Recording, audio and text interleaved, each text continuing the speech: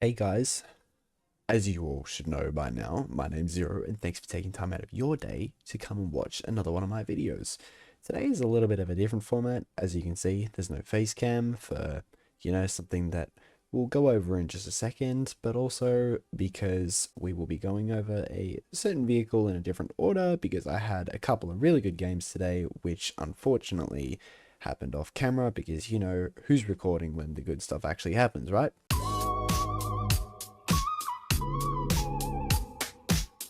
Today we'll be looking at the A7M2, a rank 4 battle rating 5.3 fighter for Japan, in the tech tree sitting right about here. This thing is a beast. I'm not going to sugarcoat it. This thing is just, it was no trouble at all for me to spade this.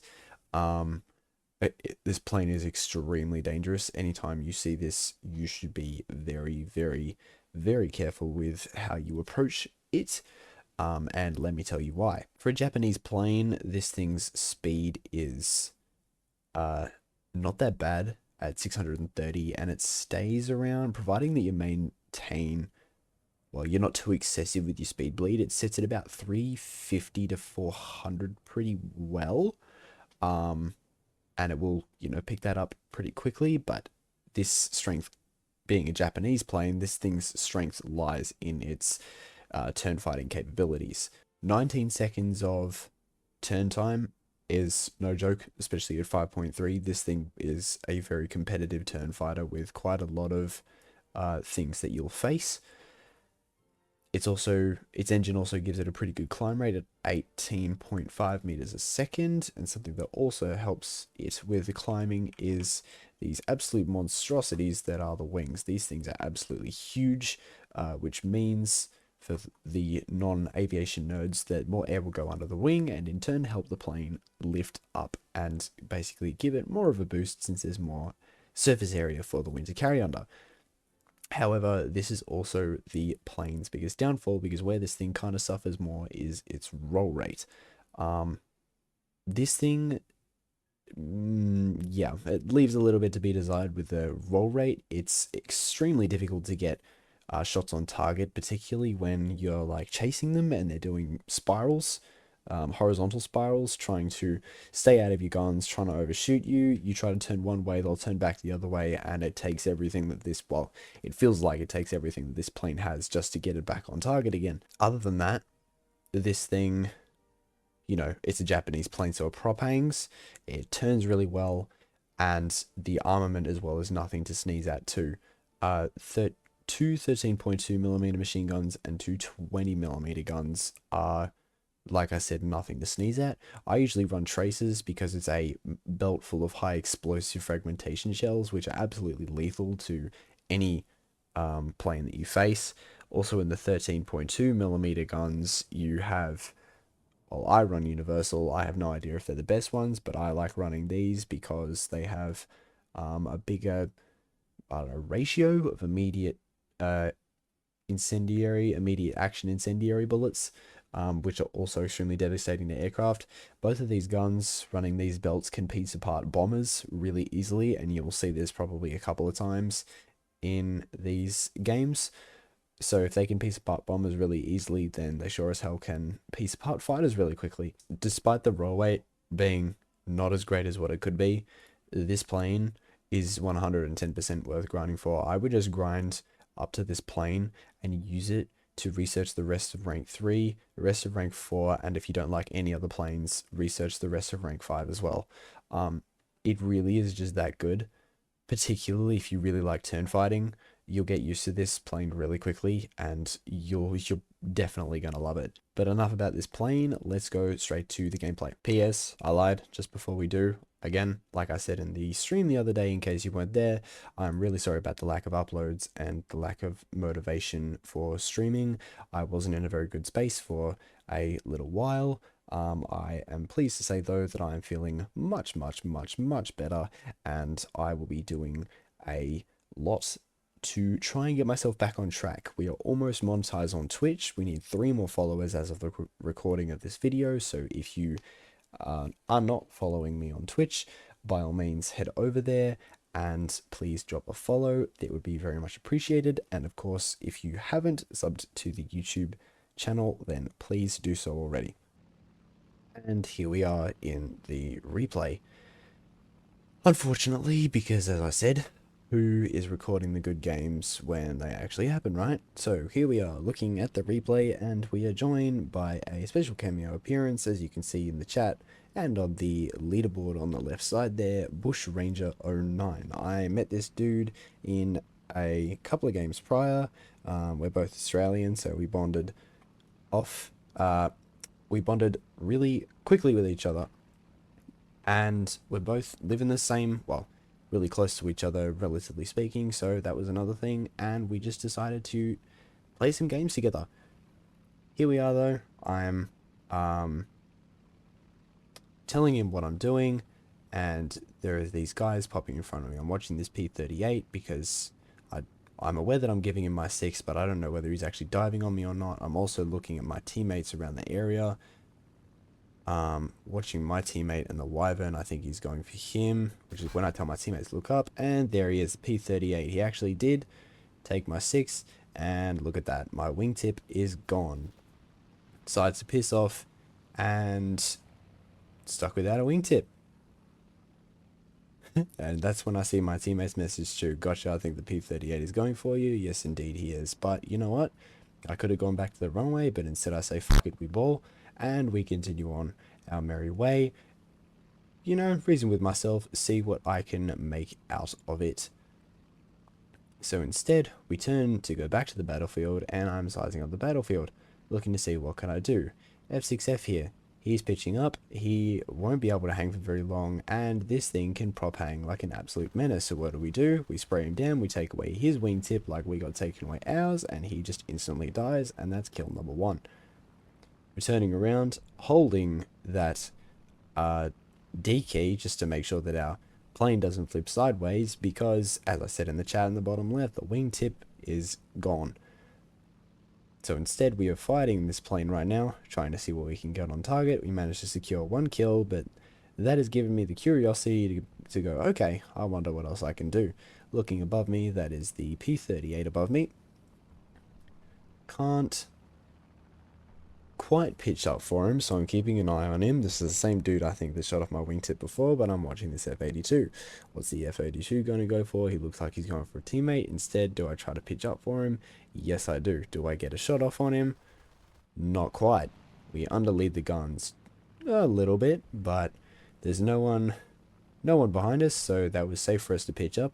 Our teammates have kind of been putting in work. We are in a Japanese team after all, and that's when I realized that our teammate Bush Ranger has copped it. No idea. Sorry, I only just realized that then. I was so locked in. I think I actually got a hit there on that P38 as well. At this point, I'm starting to get a little bit cocky too. I'm like, okay, survived this far without a wingtip. We'll see what is next. F shows up. Wyvern is coming as well. F82 is branching off to the right. I don't think I'm focused on him though. Looking at the wyvern and the F8F, trying to switch between the two. Instead, we go for the wyvern. Wyvern is going head on with my teammate. Instead, we decide to fire the rounds, take off his wingtip. A lot of people missing their tips right about this point, and we've got another dude showing after starting to strafe us from behind. So instead, we're going to pitch down. We're going to pick up some speed to try and put it into the turn, but our teammate comes and cleans him up. Thank you for saving my ass. And now we go over to Texas Spade. We pull in for the shot, hard with a wingtip. We take a shit in his mouth. We take away his tip as well, though it's the tip of the tail. And that is 3 kills in a plane without a missing wingtip. And I have to say right now, I was feeling pretty good about myself. I was feeling like I was the best player in War Thunder. Absolutely not. I think the best player in War Thunder that I know so far is Defen. If you don't know who he is, I basically call him RIB Jesus. If there's any planes that I need to think about playing, we go and watch to see if he has a video on his. Anyway, enough of the sweet talking. Missed the F8F because we switched up.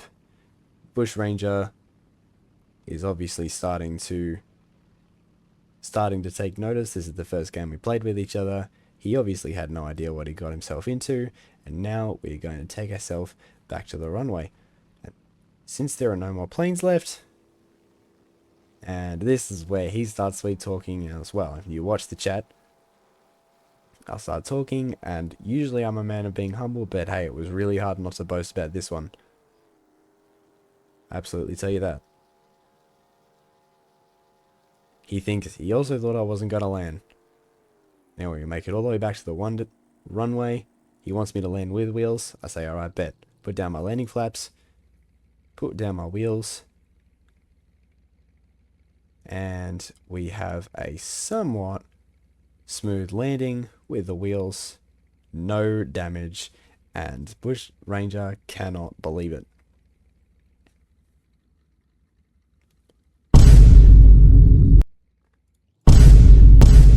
After some time, we repair, as you do when you land on the runway.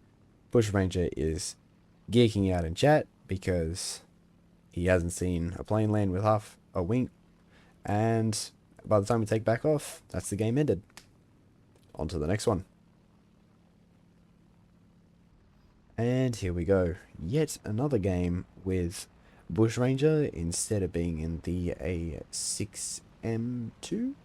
I think A6M6, A6M6C Co. He is now in the J2M4 Kai. Interesting. I will admit, not really a plane I'd seen before, but we digress. Because we take off the runway, we switch the camera over, not in game of course, and I turn left immediately because this map is so small that if you climb the way that you're climbing, as soon as you take off, you're going to go straight into the enemy runway with only about 2 kilometers of altitude to your name. Not nearly enough for you to actually put in the work, but you'll see in a second there will be a huge blob of red that will show up, and it's not going to be very good. So what do? We climb over to the ground targets, because usually that's where all the strike aircraft go right at the very start of the match, as you can see in front of you right this very second, but that's not the point. We're not going for the strike aircraft because they go bomb. We want to kill the fighters first because that's what this thing should be doing. This thing is far too powerful to waste on a strike aircraft. If you can kill a fighter, I highly recommend doing it. It helps your team out, and it's just as easy 1v1ing with this thing against a fighter as it is with the strike aircraft anyway. So there you go, you've got the red people starting to show up. I'm still climbing towards the battlefield, trying to side climb as much as I can in this map, getting some separation, and here is when I start picking out targets. We start turning towards the blob of red. Now that we've got some altitude to our name, they're still fixated on our team that took off and didn't turn left immediately. So instead we're going to fly over and we're going to try and get a little flank going. But I am still looking around trying to see where my team is. F82 off to the left. I'm looking at him. He's looking to be the target so far, and then I see the P47. P47 is low to, well, lower, relatively speaking. I didn't want to go for him initially, but I'm watching him and he's not really reacting to me being there. So I am just curious and I would like to get the numbers out. Still hasn't reacted yet, so here I am. I'm going to pitch in. I'm going to take aim at him. He still doesn't know that I'm there, so I'm just going to finally react. So I'm going to click on him, and his tip is also gone. In a different match though. We continue on to the next one. Bombers up high, deciding not to. I decide exactly what I said before about going for the fighters. That's exactly what I do.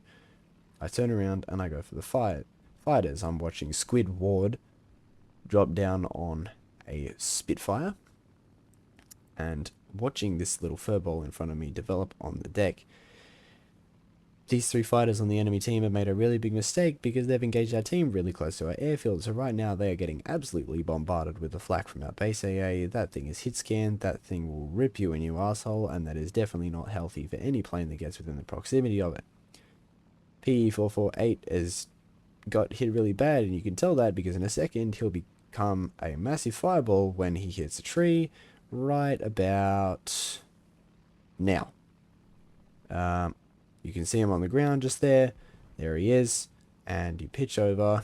And I'm going to go for this 109 because he is smoking. He's not going to be doing pretty well. Chances are his engine is dead. He is a free kill. I'm not going to go for the 190 either. I'm not worried about that 190. If that 190 attacks me, I can just turn and it will be game over for him. And that is exactly what I'm going to do. I'm going to go for this 109. If that 109 makes it over the hill, chances are he'll make it back to the airfield. So I'm going to click on him, get him out of the match, take his tip off, and pitch around for the FW190 that is now coming in my direction. We're going to stay low to the deck. We're going to stay low to the deck. We're going to keep going low to the deck. There we go.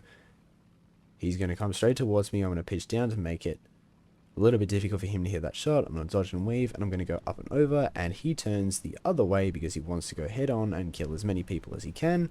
Big mistake. I would have outturned him anyway, but instead I get quite a few hits, and I take his tail off. Kill number 3. Switch over to the chat right here. I've been talking with my friend. This man right here is spitting words of wisdom. This plane is busted. 100% recommend. Absolutely indeed. As you will see by the end of this video, if you're not already convinced with the last game, you will have video proof to back up what I'm saying. So instead, because we have an abundance of ammunition, as you can see right here still, and plenty of fuel which you can't see still, I decided to go for these bombers. So here we are, after using this plane's extremely good climb rate and fairly decent speed. Here we are underneath the B-25. He has no gunners underneath. We're going to pitch up and we're going to spray at him. We're going to spray him. There we go. We hit the engine. We set that on fire. He puts a 50 cal in our engine and turns it orange. Absolutely fantastic. His gunners are shooting at us. We're going to pitch down. And one of his gunners are unconscious, I think, is when this notification pops up. So we're going to pitch up. We're going to put his other engine on fire as soon as that engine goes out. Fairly confident he doesn't have a back gunner. Doesn't matter anyway, because you know what? We just shoot his plane down in the end. And that is our 4th kill. 100% SL and RP modifiers. No, just RP modifier secured, and I'm thinking about landing. It is about this time though that I check the leaderboard and I realize that there's only one guy left on the team. Checking the airfield, I don't see him there. It's because he hasn't actually loaded in yet, or rendered in I should say. He is actually on the airfield repairing and rearming as we speak. So instead, I start typing in a message saying I'm going to do a no gear landing, and that is genuinely what I was going to do until someone marks their airfield on the map, and I look over and sure enough, there he is. You could see him, I think. I definitely could see him. Yes, there he is. He's taking off. What am I going to do? I'm going to pitch down and I'm going to use this mountain. Yes, Stefan, if you ever see this video, this is indeed a mountain, not a hill. You're welcome. It's not only the Dutch that call these the mountains. I'm going to use this mountain as cover from the base AA. I'm going to pitch over the hill with my orange engine and I'm going to spray him and get a whole bunch of crits in. And he's going to set me on fire in return. That's okay though. However, I am getting a little bit desperate. I would much rather not die before this game ends. So instead I'm going to shoot at him. I'm going to hit him some more. Bits are falling off, but it's okay. You know what? We're all good. We kill the plane, and we totally don't die before the match ends. Anyway, as I was saying, that footage near the end that got corrupted, and so you couldn't actually see the end of the match, but we did actually end up putting out the fire. Despite all the bits falling off our plane, we did actually end up putting out the fire, landing on the runway as the match ended, and here we are back in the hangar, all safe and sound. Thank you for taking time out of the day to watch this video. I hope you enjoyed it. I hope you know a little bit more about the A7M2. Leave a comment if you have any video ideas or suggestions. Like, subscribe, go follow me on Twitch. Thank you, and I will see you later.